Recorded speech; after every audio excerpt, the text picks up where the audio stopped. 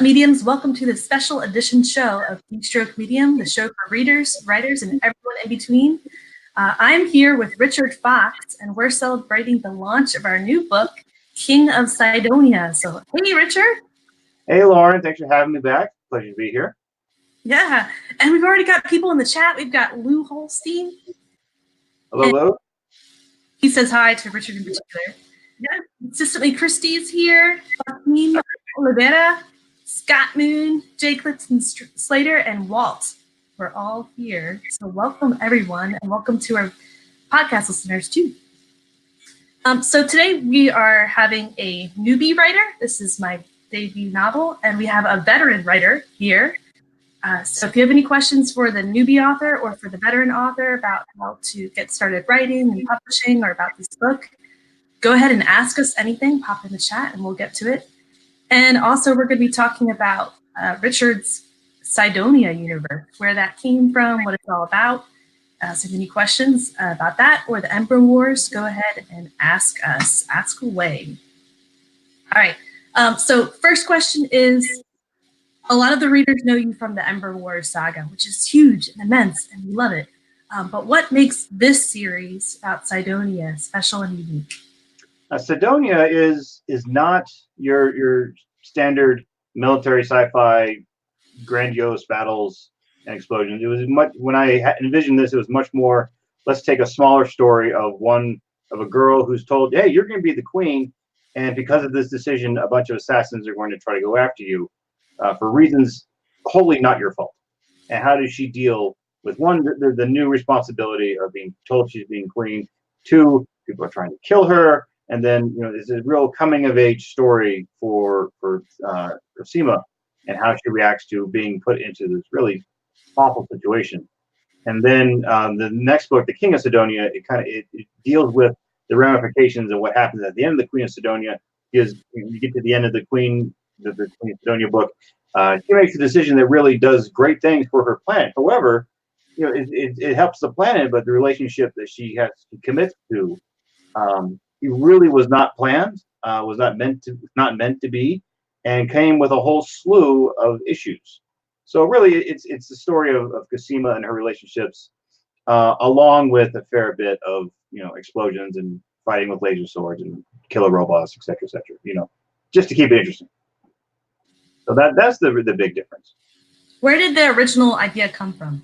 The original idea, I was flying from California to Korea for a duty assignment, and there was a Korean movie called The Sword with No Name in it, and it was a story of a queen, or a Korean queen, who has this sort of relationship with her bodyguard, ending completely different. The whole themes go very different, but I was like, that's interesting.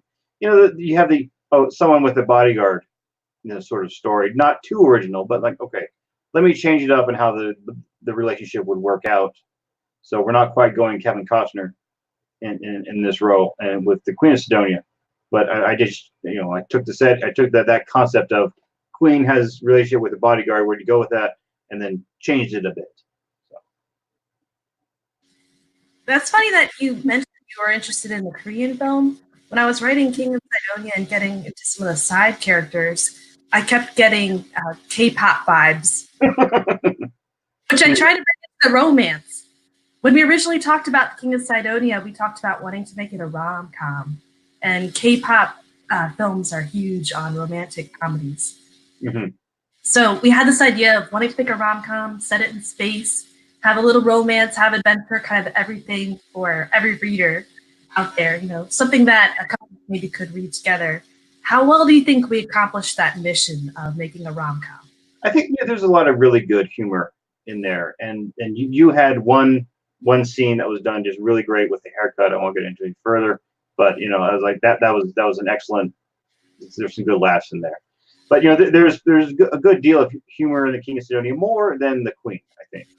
So I think the King's tone is a little bit lighter. Granted, the stakes are still high with some of the things that happen along the way, but I think we did pretty well in making it so, like, for as far as the King and Queen of Sidonia books, if the Queen of Sidonia was made into a movie along with the King, I think it would be the perfect date movie because you could go and every guy's gonna be like, oh boy, sword fights and robots, and then all of the ladies would be like, oh, look at this romantic individual, and the Raimi character I think appeals to both men and women. And then when you get into the King of Sidonia, I think Vincent becomes much more appealing to both guys and girls. So I think the series is really for everyone, in my opinion. So. Vincent was a really intriguing character right from the start. He's someone who seems to kind of put himself down a little bit. He's got so much going on for him. He's a man of integrity. He's a man of action. He always knows except for when it comes to romance and love, he always knows the right decision and he just kind of goes for it. Where did that character come from? Oh, well, Vincent, he's a lot of people I knew in the army. Who, they knew what to do, and they knew that they had to get it done. And even though there's going to be some consequences along the way, and Vincent, it's going back to the first book. He was put in a bad situation by his brother, and did his best to get through it, and suffered greatly because he lost an arm, had his face and chest or throat messed up, and never could fully recover from that. So he kind of pays the price of integrity, but still, some people would do that and just go and take the black pill and become depressed and withdraw. But Vincent, you're like, no, I'm going to keep driving on and keep being the person of integrity, which is why I like that character. He was fun for me to kind of expand on, but I hope I stayed true to your original conception of Vincent. No, he's 100%. He's still the same way, but he still grows during the course of the King of Sidonia. But it's if you read both books, it is never like, who is this other guy? No, it's still the same character. How did you feel as the author of the first book, reading the second book, and seeing how someone took those characters and kind of reimagined them, put them in new setting, new storyline, and added characters in? What was that experience like? Well, I've done a fair amount of co-writing before with Josh Hayes and Scott Moon, and they've handled some of my characters, and then it's and generally it's pretty easy. How to put this? It's kind of like riding a horse. You're riding along, everything's fine. And then if all of a sudden the horse gets on something rocky, like, okay, I know how to ride it. No, get back on the path. So if someone is doing something with one of my characters, and they go off to the side, and I like to give outlines, extensive outlines.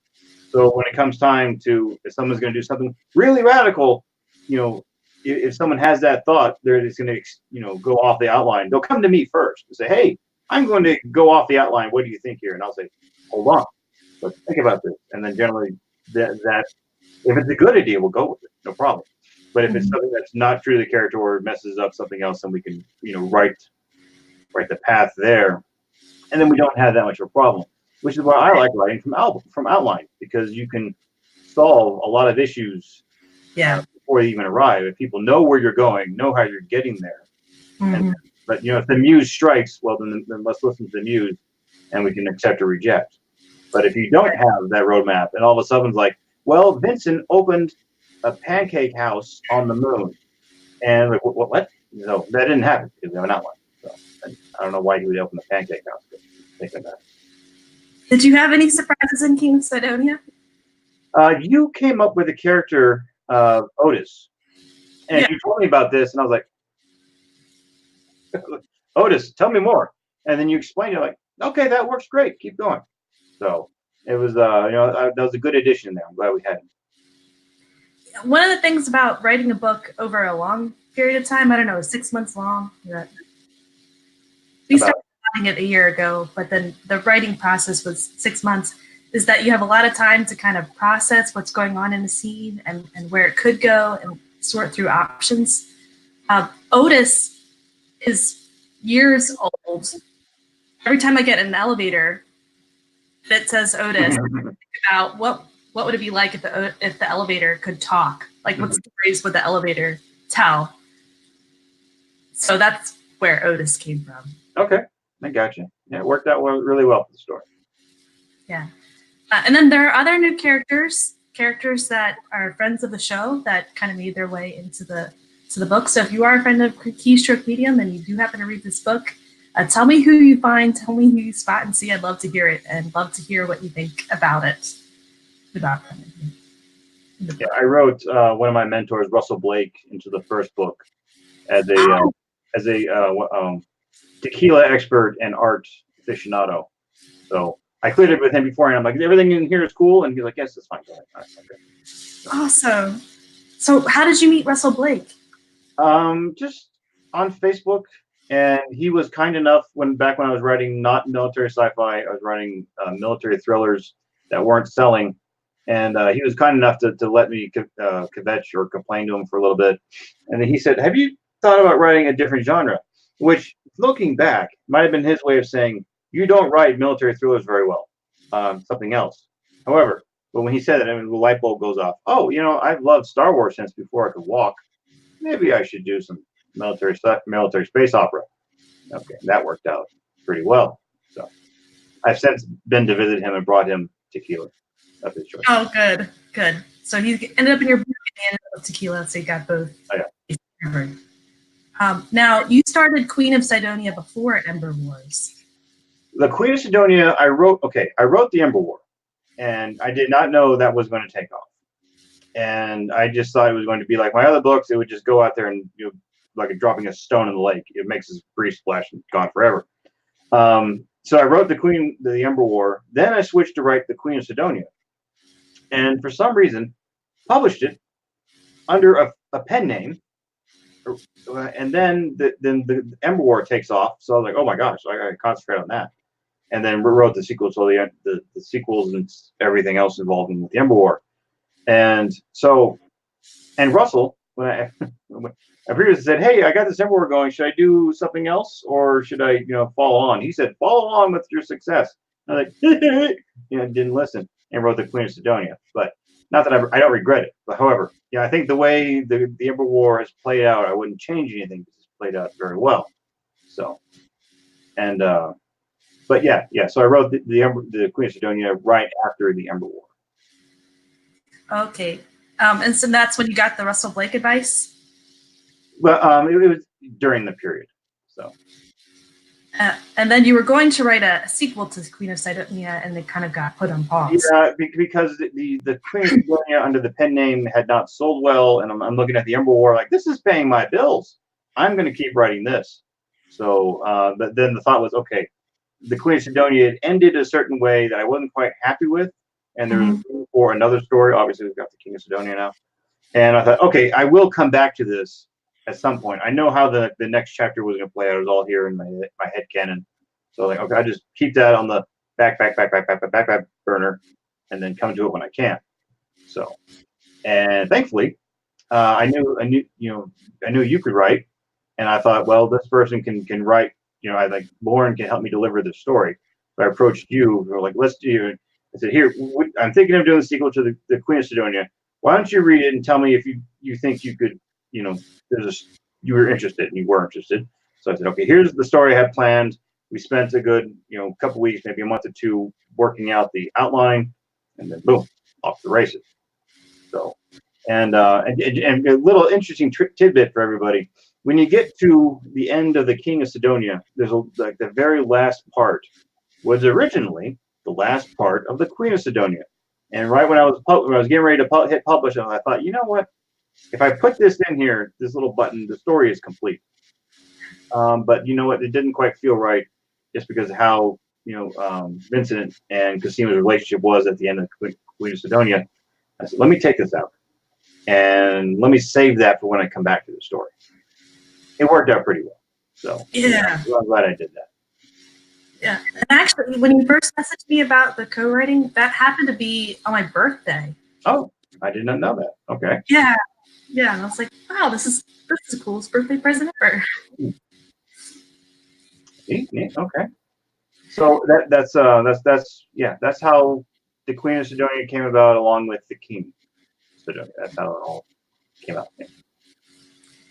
And now, what's up next for Cydonia and the Sidonian universe? Well, what I would like to do is if you read the books, it talks a lot about these Gaia worlds.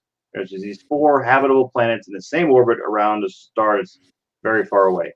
And what I would like to do is tell the story of those 4 planets. And the plan would be to set it far in the future, after in a certain time period after a major event, and then just have these 4 planets with very different backgrounds, but the same, or rather different settings, but the same background.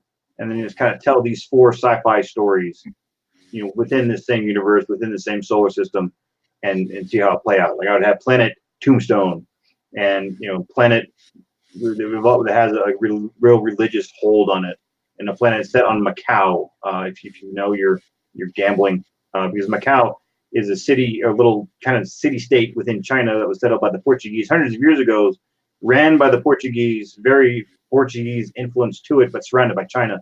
So I would have, you have a trading city surrounded by this completely different culture, and then how the people within that city deal with the problems of that culture around them. So that I would like to get to. The current writing calendar is pretty full for the next 2-ish years. So it'll happen eventually, just not too soon. What do you have on tap for Richard? Okay.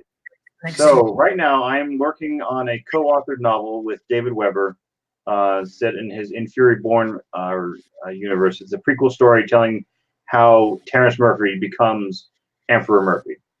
And that's scheduled for 3 books. We might go to 5. It depends how so I'm working on that right now. And then after that, I'm doing I don't want to call it a co-author. It's a dual narrative story with Jonathan Brzee, which is a military sci-fi story where the narrative, he will completely write one side of the story. I will completely write the other side of the story. And then the story is kind of pendulums back and forth.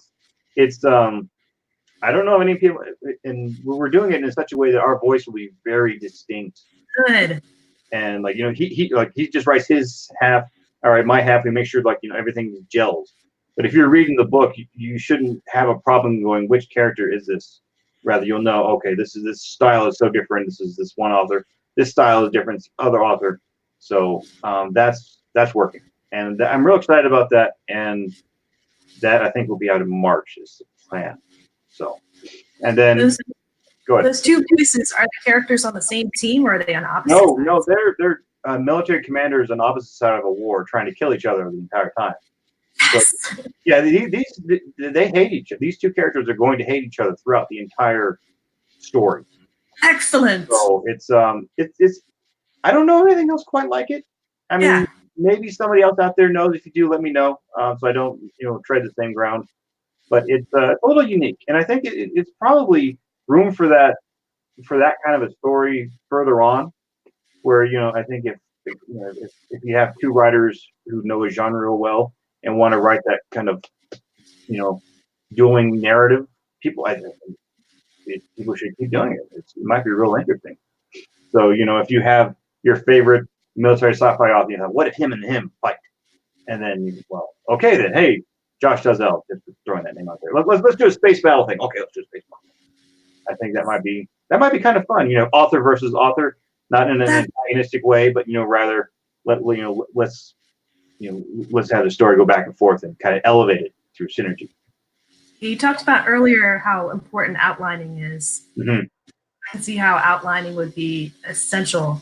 With me and John Brzee, we've sat down a couple times already, and he's like, okay, this happens here. This is how we transition to your scene. I'm like, okay, this happens here. This is how we transition back to your action. So it should not feel choppy. We've got the transitions kind of planned. I just saw 1917 over the weekend, and for those of you who don't know, the movie's it's done like it's all one shot.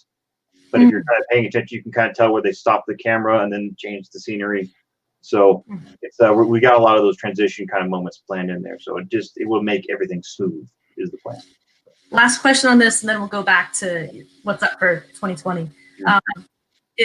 Does this mean that you decide which one of you wins, or with the war? For the book with Brzee, we know how it ends, and the theme of the story isn't winning. The theme of the story is is learning to recognize the humanity in the people you fight. So the story, we're not here like, I'm just gonna, I'm doing this setup, so like I kill all his guys and he's doing it so he kill. No, rather the story is we agreed on the theme beforehand, and then we go through how these two characters just are trying to kill each other, or trying to hate each other. Then kind of towards the end, they kind of realize what they've been doing this whole time. And then, so that's that's the whole moral of the story, is not just the kill, the boom boom bang bang, and it's more, hey, I hate this person so much, and in the end I realize he's just like me. So that's where we're going with this story. It sounds like the message we need in this coming year. Yeah, perhaps Jonathan Brzee and I, he went to the second best service academy of the United States Navy Academy. I went to the best, going to West Point. He says the exact same thing, opposite. And so he's a former Marine. I was in the Army. We both deployed. So we've got a lot of, it's I think we got the background to sell this. So it's now it's just the execution. So you've learned to see the humanity in each other. Right. Well, I mean, John's a great guy, but it's I spent 2 tours in Iraq as an intelligence officer. One I did as an intelligence officer, and when you're the intelligence officer, you got to think like the bad guys, and you got to spend a lot of time talking to them. So, and there was a couple of times where I was sitting down having lunch with guys I'm pretty sure were Iranian agents. So, and if you do, and like, so we got invited to lunch with these Iraqis, and I had one of my younger soldiers. I said, "Hey guys, listen, this guy is probably working for the other team. Just stay cool and be polite." We go there, and my soldier is just staring daggers at the guy the entire time, and I'm thinking like, "Oh, this was a mistake." And I did like, "Oh yeah, smoked cigarettes and was polite." And meanwhile, he's collecting information on me. I was collecting information on him. That's how the game works. But it was a minor sidebar there. Sorry. Anyway, and that soldier, I told him before he went in there, don't eat the vegetables, because Iraqis use different things for fertilizer. Let your imagination wander. So I said, just eat the meat. Don't eat the vegetables. What did he do? He ate the salad.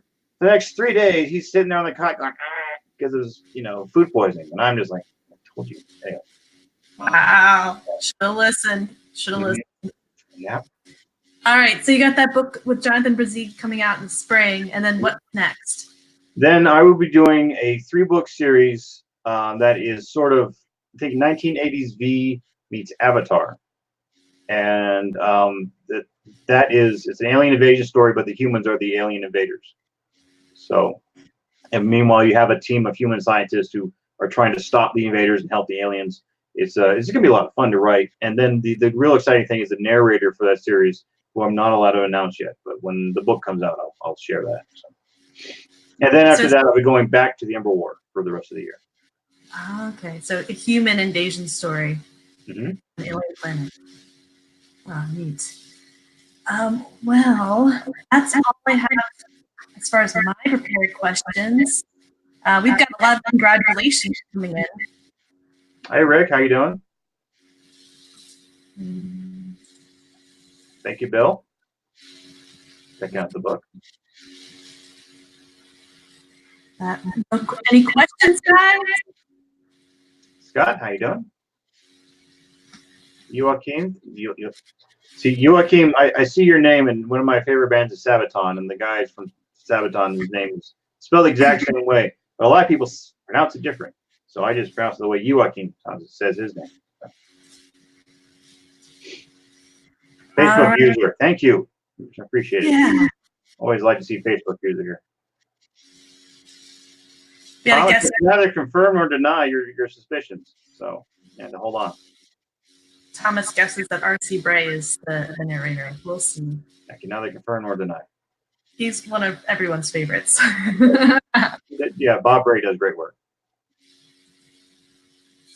All right. Well, thanks everyone for joining us on the show, and thanks especially to Richard Fox, sharing your time, sharing your day, and sharing your plans for 2020.